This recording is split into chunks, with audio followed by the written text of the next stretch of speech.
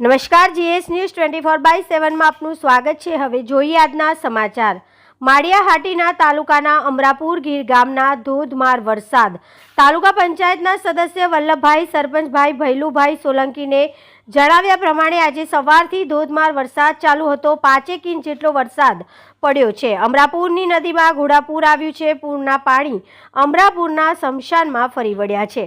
Reporter Banesi Chudasama, Gujarat secure news, माळियाहाटीना।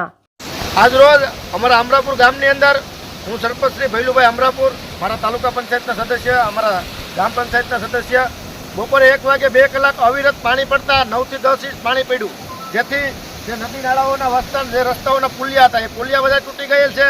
તેમજ અમારા ગામની અંદર પણ ઘણા બધા ખેડૂતની જમીનો જે નદી કાંઠા ઉપર આવેલી હતી તેમનું ધોવાણ થયેલું છે।